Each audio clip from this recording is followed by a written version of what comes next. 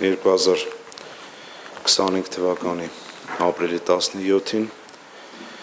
Բարձրագույն դատական խորհուրդը քննելով դատավորների ընդհանուր ժողովի էթիկայի և կարգապահական հարցերի հանձնաժողովի միջնորդությունը Երևան քաղաքի Առաջինացյանի ընդհանուր իրավասության քաղաքացիական դատարանի դատավոր Աշոտ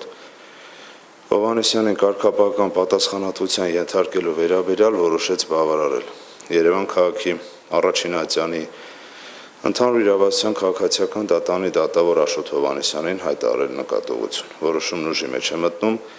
հրապարակման պահից և վերջնական է։ Տեղեկացվում է նաև, որ խորհրդի անդամներ Կարեն Թումանյանը և Երանուհի Թումանյանցը կիրառող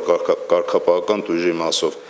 դեմ են որոշմանը կողմ քվեարկելով լիազորությունների դադարեցում տույժի տեսակին։ Միաժամանակ, որպես պարզաբանում, խորհուրդը հարկ է համարում նշել, որ դատավորը չունենալով հոգեբուժական կազմակերպության կողմից ներկայացված անձին ոչ հորժարական հոսպիտալացման ենթարկելու վերաբերյալ վճիռը վերացնելու դիմումը վերադարձնելու օրենսդրական հիմք, այնուամենայնիվ մի քանի անգամ վարույթ չի ընդունել և ձևական նկատառումով վերադարձրել է համապատասխան դիմումները, սահմանափակելով հոգեբուժական կազմակերպության իր մոտ գտնվող անձի շահերի պաշտպանության նպատակով դատարան դիմելու իրավունքը,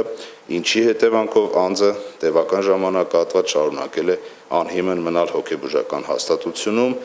որն էլ հանգեցրել է վերջինիս արդար դատաքննության և անձնական ազատության իրավունքների խախտման։ Դատական նիստը հայտարարում է փակված։